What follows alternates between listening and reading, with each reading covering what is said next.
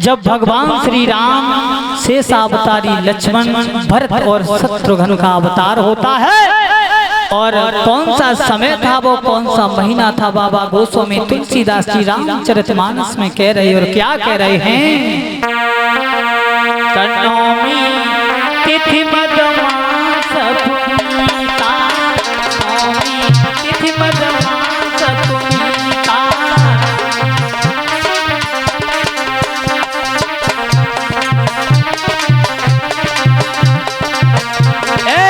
भाई गए हरियावत पीता,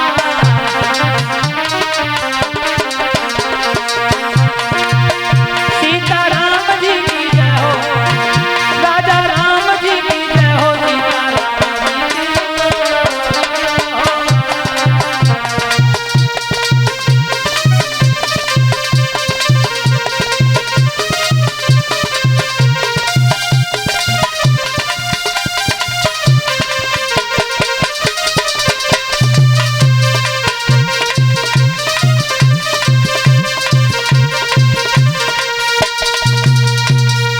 चैत का महीना तिथि नवमी और भगवान श्री राम शेषावतारी लक्ष्मण भरत और शत्रुघ्न ने जो अवतार लिया मेरे भैया, इधर धीरे धीरे आकाश मार्ग से देवता लोग फूलों की वर्षा करने लगे। उस सुर मंडल में जय जयकार होने लगी, जय जयकार होने लगी। और देवियां आकर के मतलब ढोलक और जो कुछ उनको सामान हो तो महाराज दशरथ के द्वारे आई गई और बजान लगी और काकन लगी अमरपाल। अरे अंगना में बधाई गुंजा बजी रही, आंगन में बधाई बजी रही,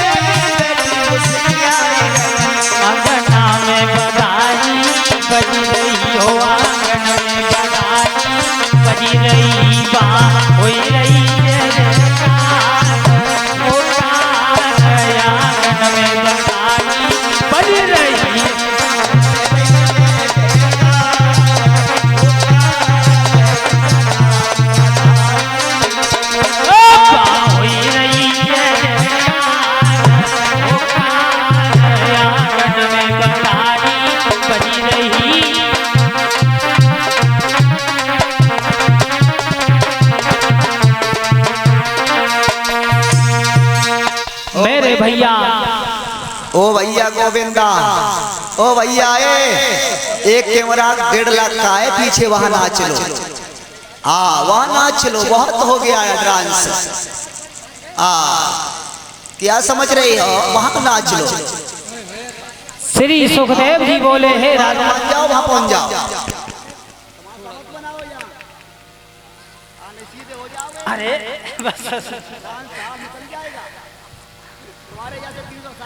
भैया सुनील बंद दलवाई जाओ, मत दिखाओ।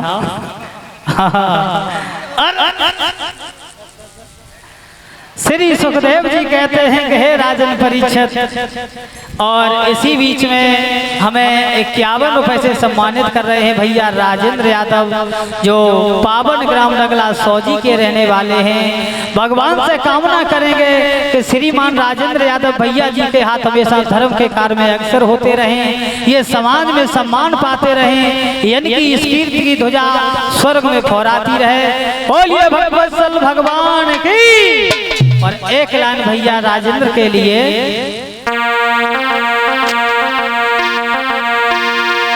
अरे ढोलक और बजन दे भैया,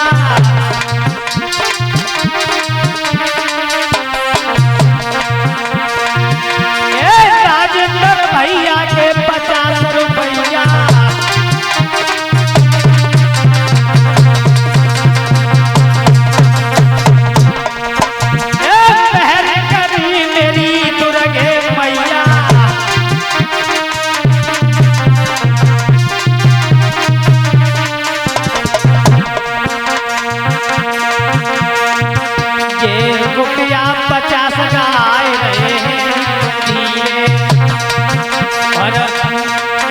और मेरो मान बढ़ाए रहे हैं धीरे धीरे।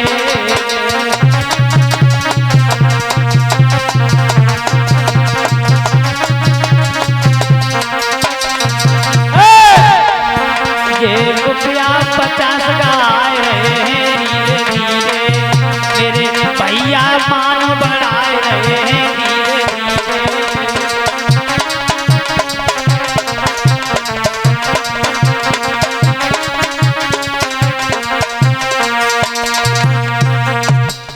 इधर श्री सुखदेव जी कहते हैं राजन परीक्षित, जब भगवान श्री राम शेषावतारी लक्ष्मण कुछ सयाने हुए तो गुरु विश्वामित्र आ गए, कहने लगे गुरुदेव अब इन्हें आप अपना पुत्र न समझो, इन्हें लीला करने के लिए हमें वन में ले जाने दो।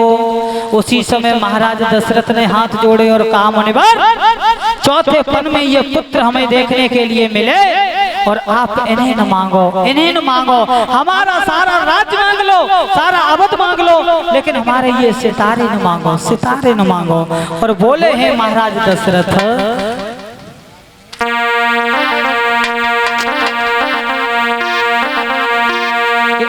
अवध मांग लो,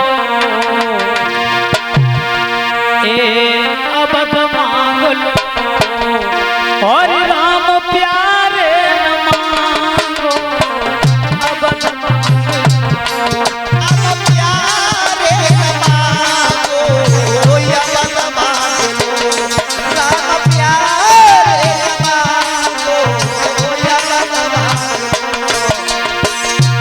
मेरे सितारे न मांगो, अवध मांग लो।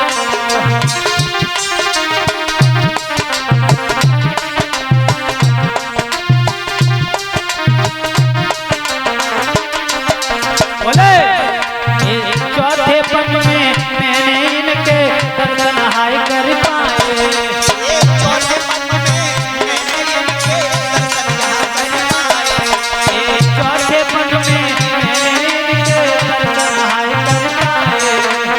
चौथे पन में मैंने जिनके दर्शन हाय कर पाए। लेकिन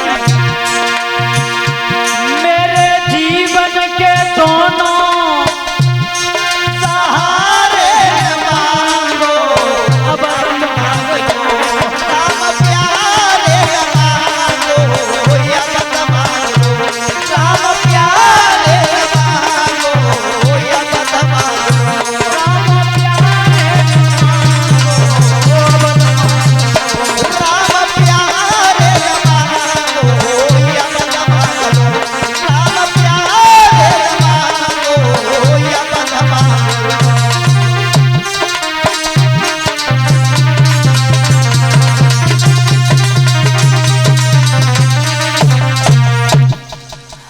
कहने लगे हैं विश्वामित्र,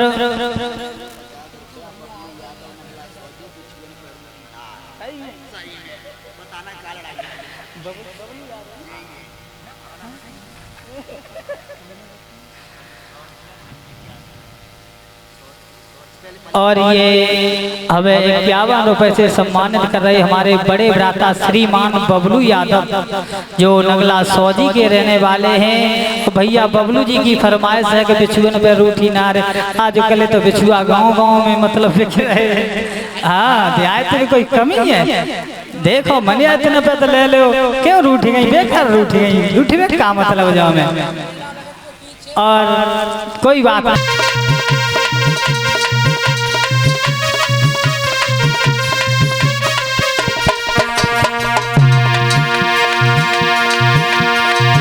कोई प्यार भूल कर मत करना, ये इश्क बुरी बीमारी है।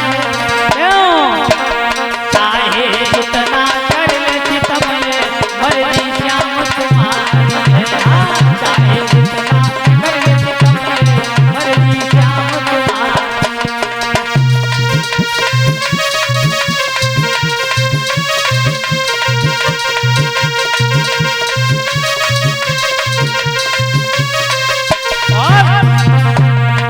तूने प्यार का जादू कैसा किया तुम चैन मेरा अब छीन लिया। मैं रोज तड़पती तेरे लिए ये दर्द श्याम तूने कैसा किया।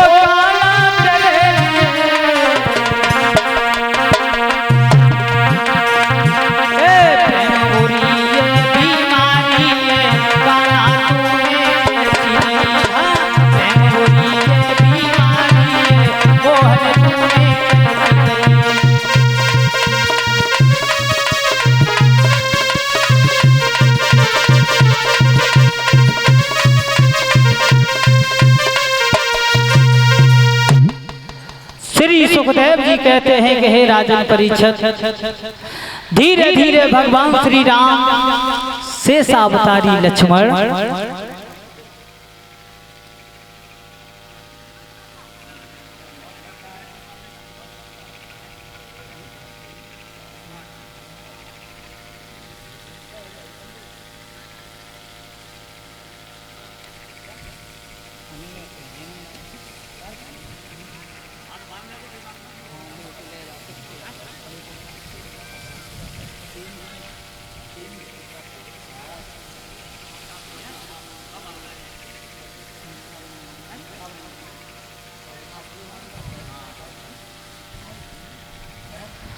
श्री सुखदेव जी कहते हैं राजन परीक्षित, धीरे धीरे जिस समय भगवान श्री राम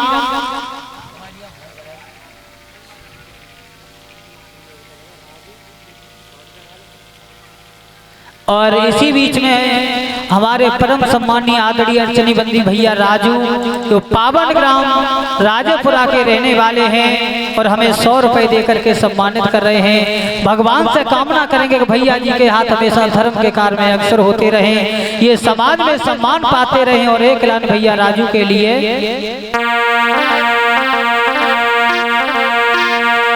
आज बरनी भई राजू भैया की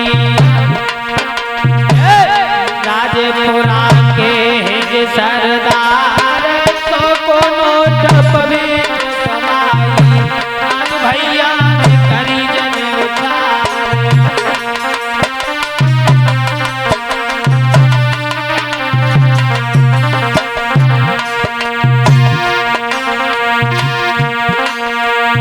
जुग जुग जियो अमर पद भोगो और रक्षा करे भगवती माई। मेरे मन में जय आवत है भैया जियो उमर 100 साल।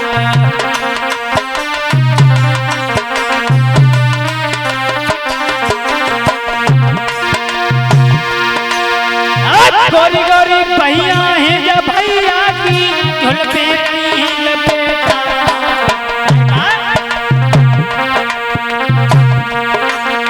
और बात कत पे बती बती सी बिजली सी चमकी चमकी रह जाए।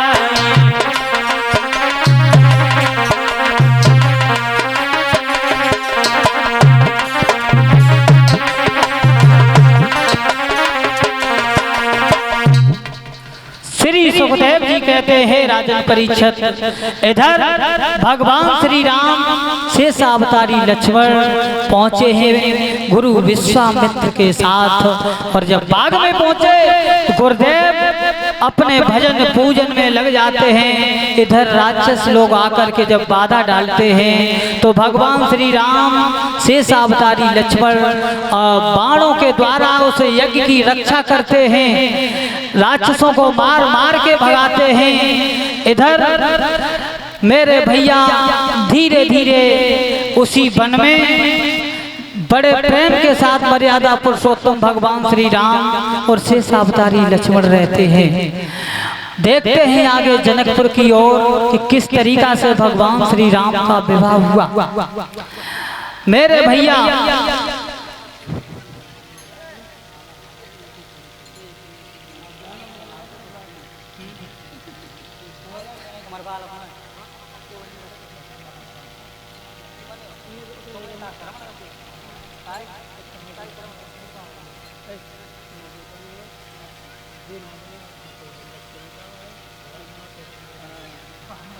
तो तुम यार घूम कहाँ रहे इतनी देर? हम घड़ा देख लो पहले, जल्दी आ बैठो इधर भी चिपटा को बजे।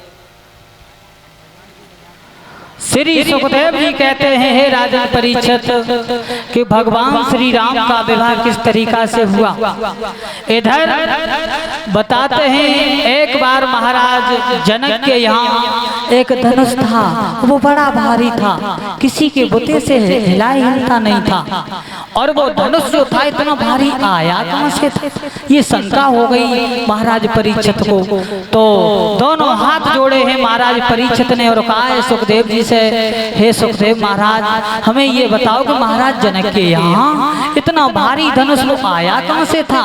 तो श्री सुखदेव जी बोले हे राजन परीक्षित, वो धनुष जो था इतना भारी जो महाराज जनक के यहाँ था वो महात्मा दधीच की पिनाक की हड्डियों का बना हुआ था।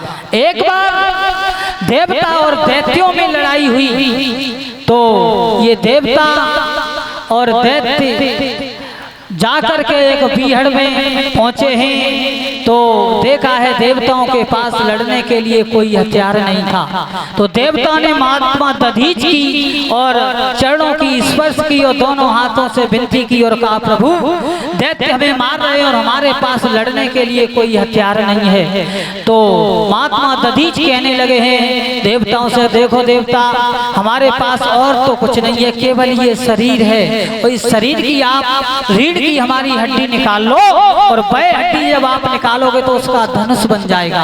और जब वह हड्डी निकाली है तो उसी हड्डी का जब धनुष बन गया और वही धनुष महाराज जनक के यहाँ था। मेरे कथा प्रेमियों इतना भारी था, इतना भारी था जो किसी के बुते से हिलता नहीं था। और एक बार जब सीता जी ने अपने घर को लीपा और जब लीपा तो उन्होंने उस धनुष को उठा करके एक जगह से दूसरी जगह रख दिया।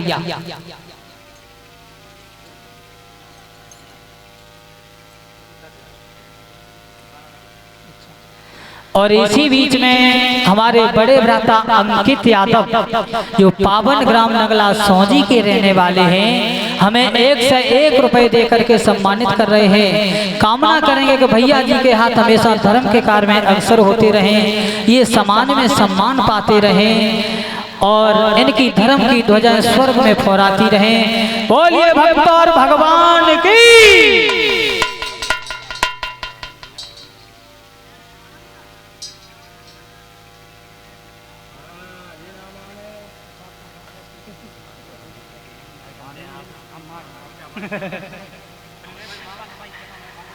श्री सुखदेव जी बोले हे राजन परीक्षित, एक बार जब सीता जी ने और अपने घर को लीपा और जब लीपा तो उस धनुष को एक जगह से दूसरी जगह उठा के रख दिया।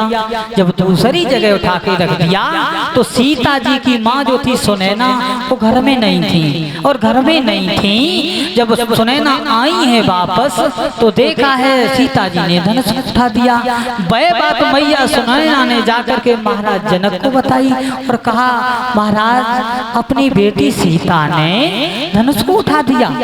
बोले धनुष को उठा दिया? हाँ। उसी समय महाराज जनक समझ गए ये कोई बेटी नहीं है, ये कोई साधारण बेटी नहीं है, ये तो देवी है। और ऐसा ही नहीं है, एक कवि इस बात को लिख रहा है।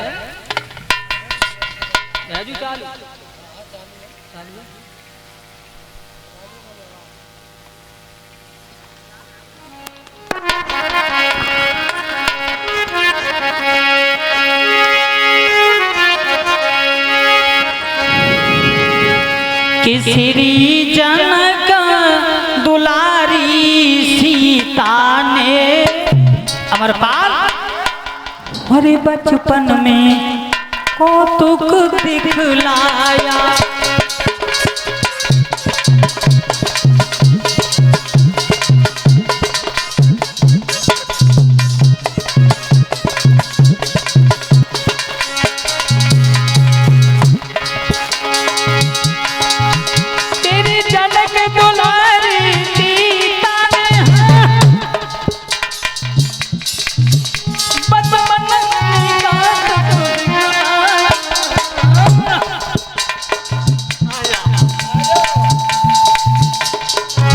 श्री शंकर जी का महाधनुष, श्री शंकर जी का महाधनुष उन एक हाथ से उठा लिया।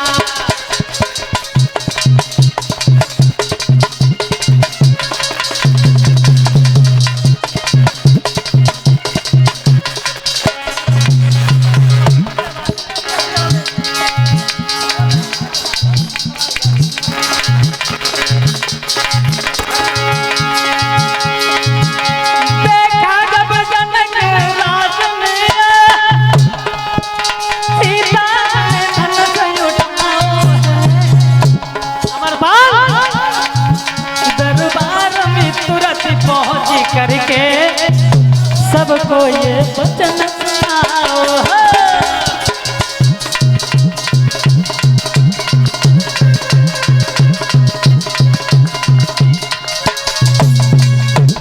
मेरे भैया जब मैया सुनैना ने ये कहा है जाकर के कि तुम्हारी बेटी सीता ने धनुष उठा दिया, उसी समय महाराज जनक जो थे वो असमंजस में पड़ गए।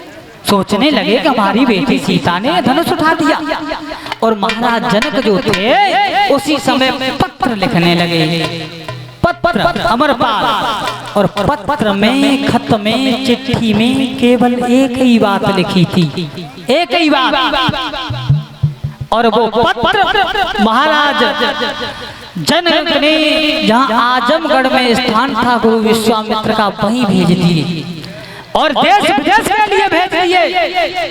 और उसमें लिख दिया पत्रम तत्र कुशलम, कल हमारी बेटी का स्वयंवर है और सभी लोग सादर आमंत्रित हैं, सबको आना होगा, आना होगा। अमरपाल कपड़ा बनवाया ना कि नहीं? बना है सही में। और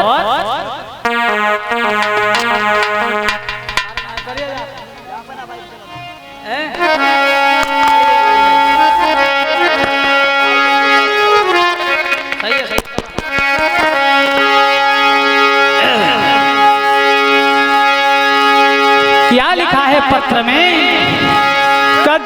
महावीर की महाशक्ति ये धनमा तोड़ गिराएगी। अमरपाल बसयु सी वीर को निर्विवाद जानकी विवाही है।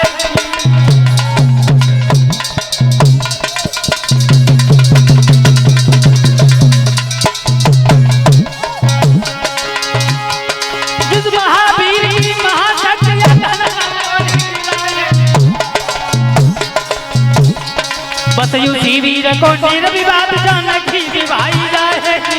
उठी वीर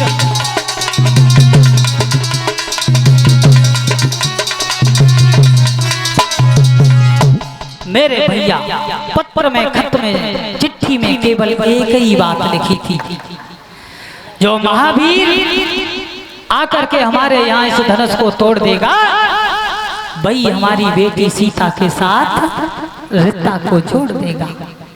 और जब ये पत्र आजमगढ़ में गुरु विश्वामित्र ने सुना, सोचने लगे चलो स्वयंवर को तो चलना है, क्योंकि महाराज जनक ने पत्र भेज दिया। मेरे भैया उसी समय गुरु विश्वामित्र ने भगवान श्री राम से सावतारी लक्ष्मण को साथ किया, और साथ करने के बाद चले हैं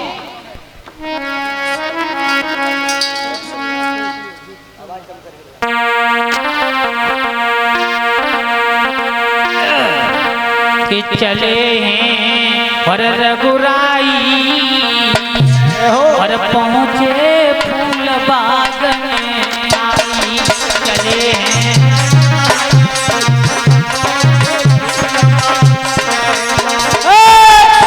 चले हैं रघुराई पहुँचे फूल बाग में आई। चले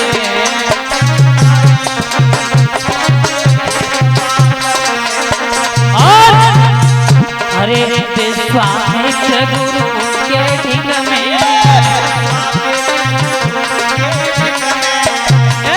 बैठे लखन भ्रात के संग में।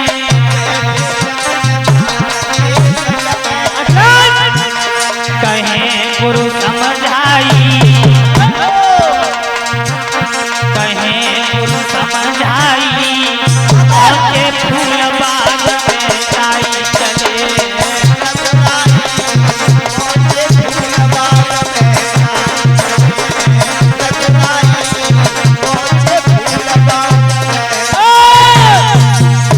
चले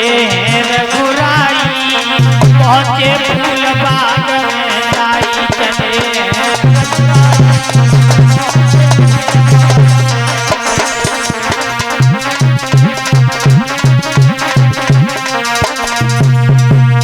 मेरे भैया भगवान श्री राम से सावतारी लक्ष्मण ने जब सुना कि सीता का स्वयंवर है, धीरे धीरे गुरु विश्वामित्र के साथ भगवान श्री राम कहाँ आ गए? महाराज जनक के बाग में। और ऐसे बाग में आए हैं भगवान श्री राम से सावतारी लक्ष्मण, जो ऐसा बाग है जिसमें न कोई पशु है न पक्षी है, कोई चीज दिखाई नहीं दे रही है। अमरपाल कोई चीज दिखाई नहीं दे रही है। तो भगवान श्री राम से सावतारी लक्ष्मण जब और आगे बढ़े हैं तो देखा है, गुरुदेव से पूछने लगे, गुरुदेव ये कैसा बाग है जिसमें हमें कोई चीज नजर नहीं आ रही है, इसका कारण क्या है? तो एक ऐसा निर्जन वन था, और कैसा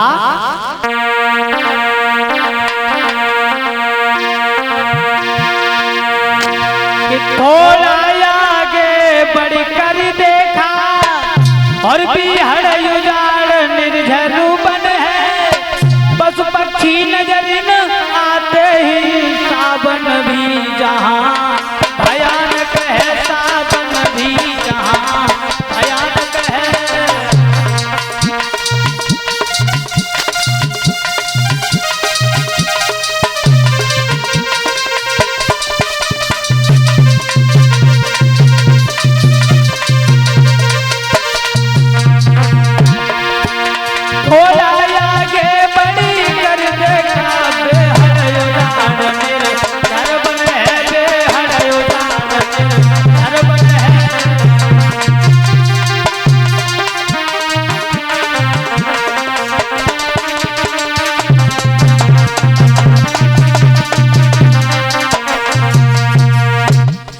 भगवान श्री राम से सावतारी लक्ष्मण और आगे बढ़े तो देखा है मेरे कथा प्रेमियों, उसी वन में भगवान श्री राम को एक पत्थर की मूर्ति दिखाई दी। पत्थर की रहे लला अमरपाल, और जैसे ही वो मूर्ति दिखाई दी तो भगवान श्री राम तो नहीं बोल पाए, तब तक शेष अवतारी लक्ष्मण कहने लगे गुरुदेव गुरुदेव ये बताओ ये पत्थर की मूर्ति ये कौन है, कहाँ से आई और ये पत्थर की मूर्ति क्यों बनी पड़ी है। उसी समय गुरु विश्वामित्र कहने लगे बेटा राम लक्ष्मण ये गौतम ऋषि की नारी है अहिल्या, और अहिल्या इन्हें श्राप लगा। बोले लक्ष्मण गुरु श्राप लगा? बोले हाँ। इन्हें श्राप किसने दे दिया? ये तो महामुनि की पत्नी है। तो भगवान श्री राम से लक्ष्मण कहने लगे गुरुदेव हमें संक्षेप में बताइए थोड़ा। तो गुरु विश्वामित्र कहने लगे बेटा लक्ष्मण अहिल्या जो थी ये देखने में बड़ी खूबसूरत लगती थी, बड़ी सुंदर लगती थी अमरपाल।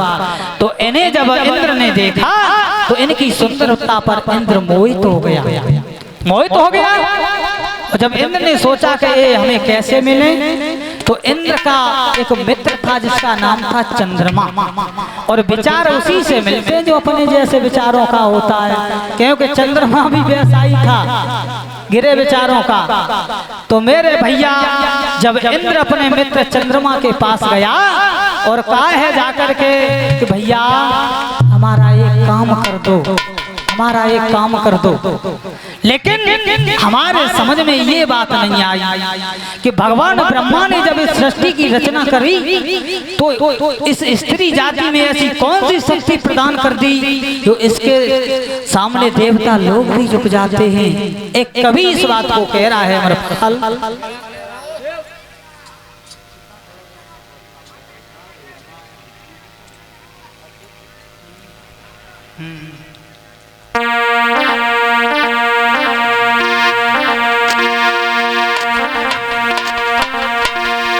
ना जाने उस ब्रह्मा ने और क्या छुपा दिया है नारी में, और नारी के आगे सूर्य वीर बलवान तलक झुक जाता है।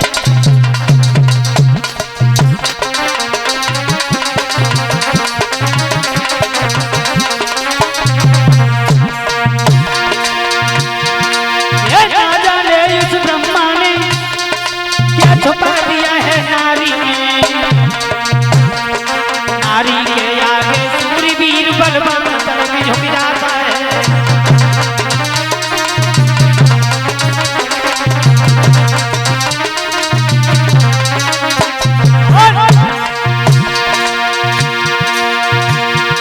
ये विश्वामित्र मेनका के संग पत्नी हुई गए दीवाने, देखो नारद की ओर भ्रात के बन बन फिर गए बोराने।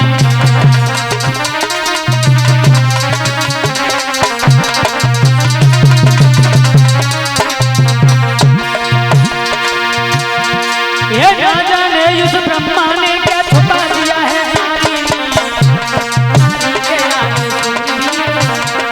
नारी के आगे सूर्य वीर बलवान तलक झुक जाता है।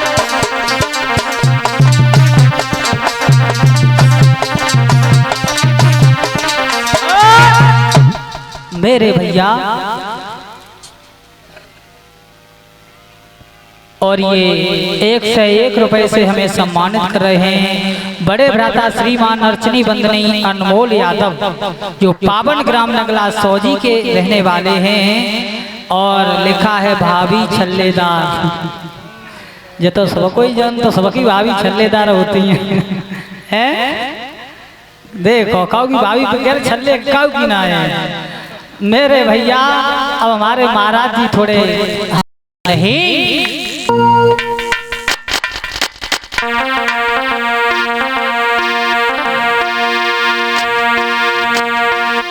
आर बीती आदि रात रे सोई दैया बाज लगाई,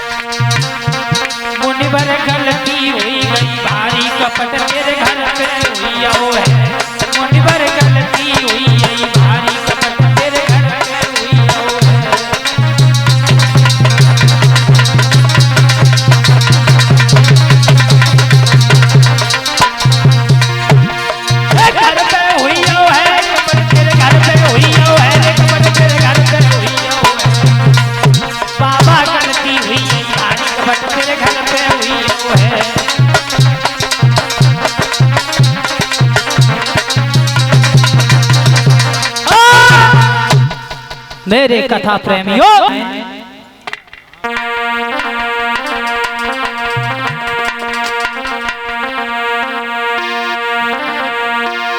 कि कोई चतुर सखी ऐसी मिलती अखिलेश और ससुर की गैर बताई देती। स्वामी जी बोला है कवि कि कोई चतुर सखी ऐसी मिलती और ससुर की गैर बताई देती। अमरपाल और मेरे पिया से मिला।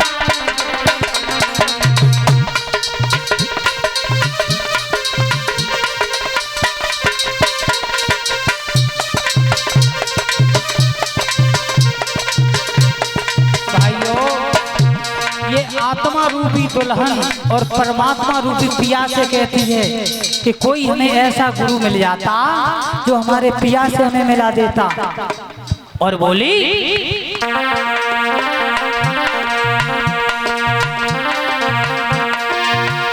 कोई चतुर सखी ऐसी मिलती ससुर की गैर बताई देती। अखिलेश मेरे पिया से कोई मिलाए दे, जो मेरे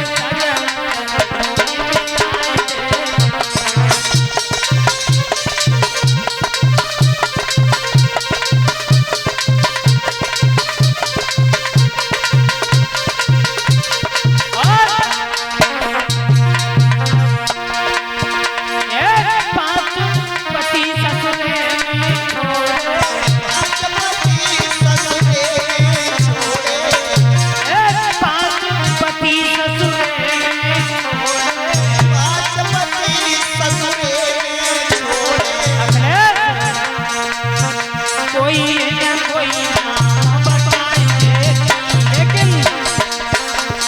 पिया से मोई मिलाई देती, कोई नाम बताई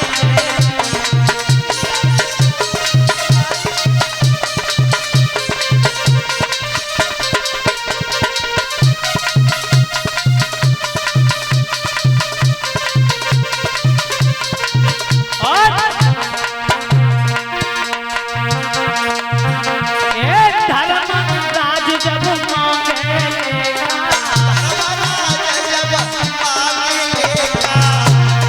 देखो भजन तो फिर बड़ा है, लेकिन समय नहीं है हमारे पास, थोड़ा समय कम है, तो हम 2 लाइनों में आपको सुना रहे हैं।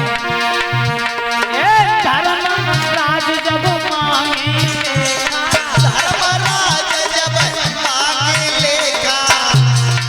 मानुष जन्म नहीं मिलने का,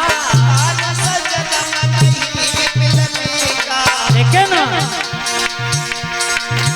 कोई पन्ना खोल दिखाई देती मेरे पिया से मोह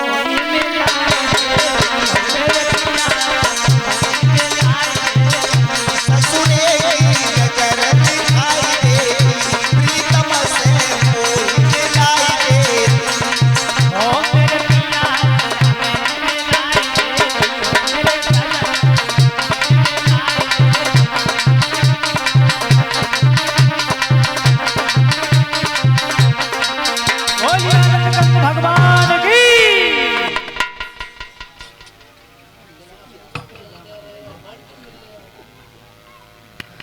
श्री सुखदेव जी बोले, हे राजन परीक्षित, उसी समय जब माँ सीता ने और देखा है भगवान श्री राम की तरफ, और राम ने जब सीता की तरफ देखा तो जैसे चकोर पक्षी चंद्रमा को टकटकी लगा के देखता नहीं है अमरपाल, वैसे भगवान श्री राम और सीता टकटकी लगाकर देख के ही रह गए। जब देख के रह गए मेरे भैया, उसी समय एक कवि इस बात को लिख रहा है कि पड़ गए प्रेम की डोरी में और चित चोर आप चित चोर भये।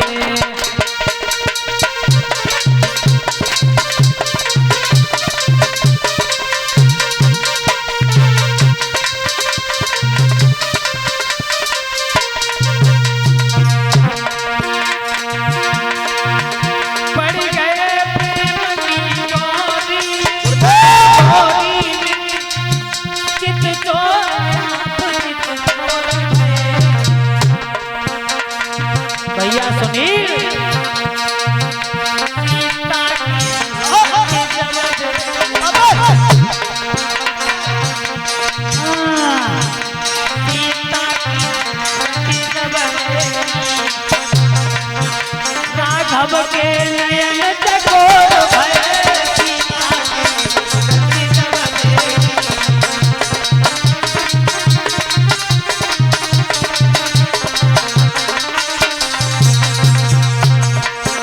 राघव के नयन चकोर भये सीता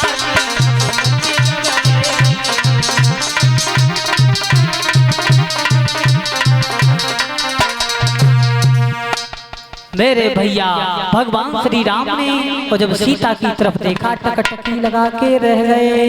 एक कवि इस बात को लिख रहा है कि सीता जी ने उसी समय ये दृढ़ संकल्प कर लिया कि हम शादी करेंगे तो इन्हीं के साथ करेंगे अमरपाल, वरना कुंवारी मर जाऊंगी।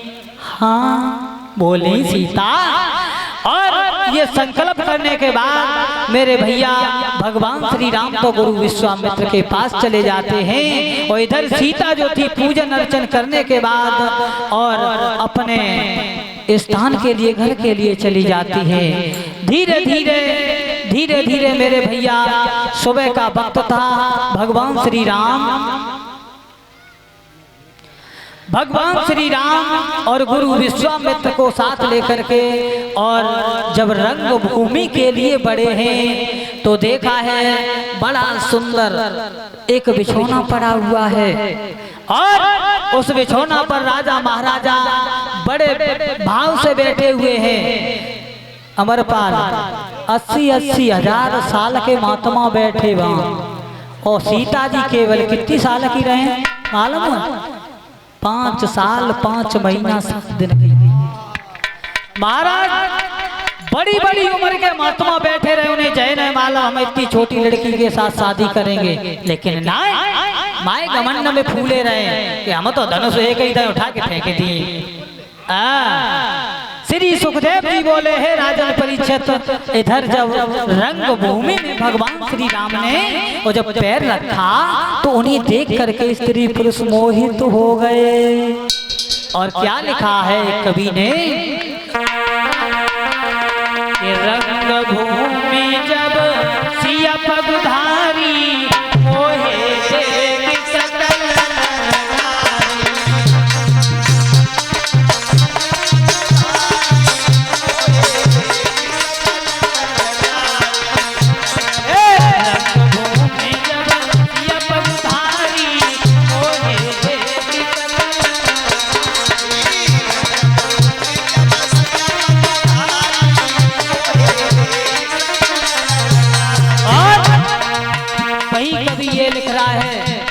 रंग भूमि जब सिया पगुधारी देखी मोही गए सब नर नारी।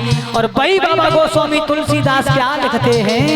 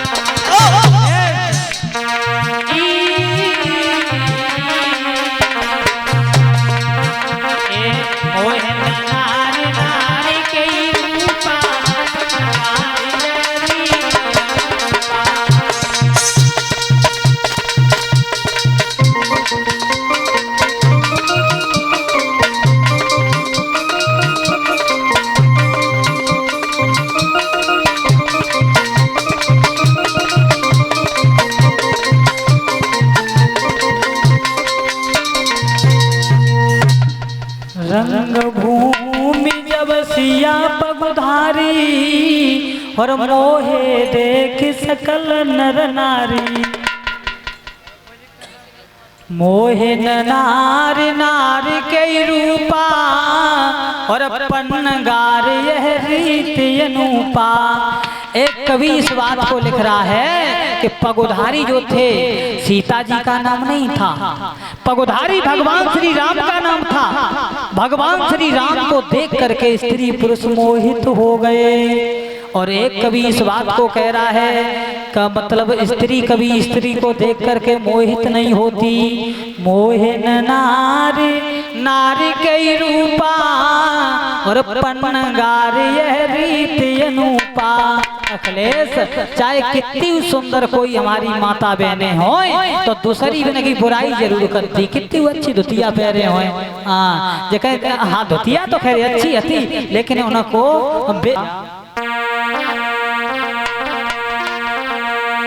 कई यादव और शेर अकेलो काफी है जो लड़े कोली के साथी। यादव शेर अकेलो काफी है जो लड़े कोली के साथी।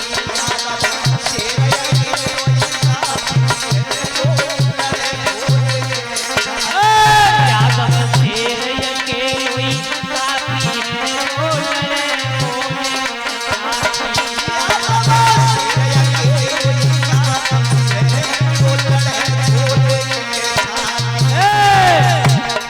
श्री कृष्ण के हम हैं नाती।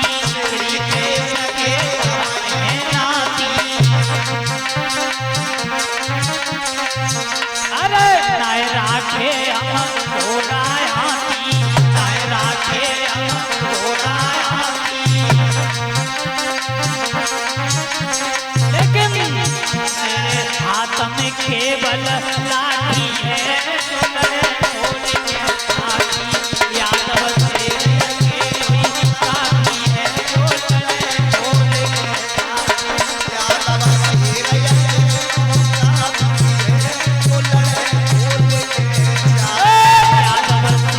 अकेलो काफी है जो लड़े कोली के साथी।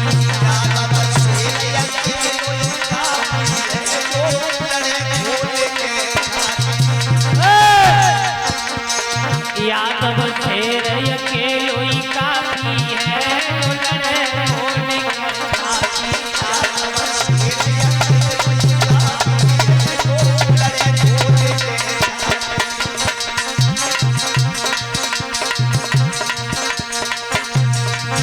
अरे नेताजी भय मुलायम सिंह जी। नेताजी भय मुलायम सिंह जी।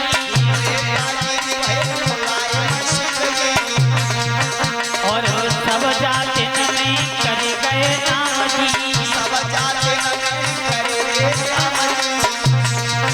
जिनके नाम से दुनिया थर्राती है।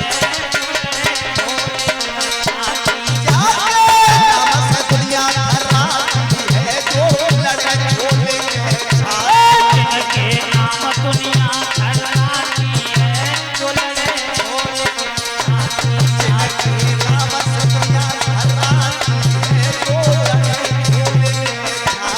यादव शेर अकेलो काफी है जो लड़े कोली के साथी।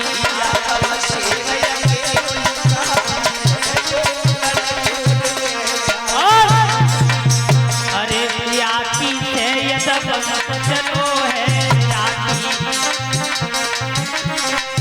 हाँ जाति से यदव मत चलो है जाति।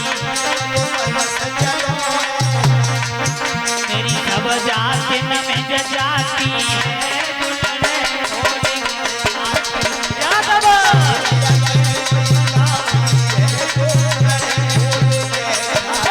मेरी सब जाति न में जाती है जो लड़े कोली के साथी।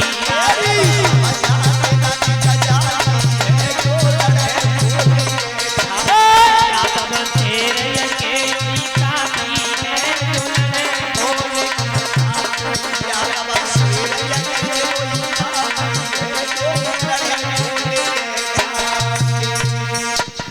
मेरे भैया आवे मेहमान अमरपाल और हमारे घर हरे हरे हमारे घर विद्या के धनी में से आवे मेहमान।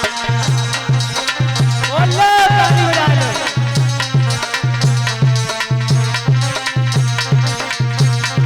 हमारे घर हरे हरे हमारे घर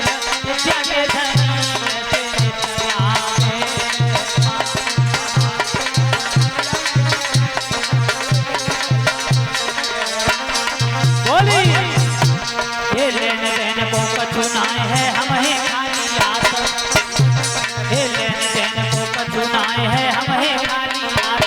और मेरी तो सीता बेटी की अब लाज तुम्हारे हाथ, क्यों गलती कबो पे हरे हरे गलती कबो पे कछुओ बनी तुमसे नितया मेहमान हमारे घर हरे हरे हमारे घर जगे धनी तुमसे नितया मेहमान। हमारे घर हरे हरे हमारे घर जगे धनी तुमसे नितया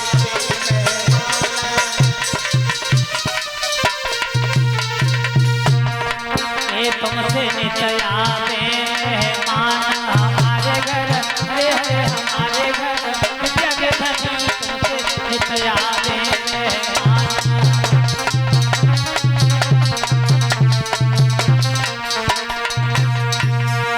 उसी समय मेरे भैया और गाली देने के बाद सब जनकपुर की सुकुमारियों ने और सुबह बेला की पावन अवसर पर सीता जी की भामरे डाली और भामरे डलवाने के बाद महाराज जनक ने काफी धन दौलत दान दिया है और धीरे धीरे मैया सीता की विदाई की।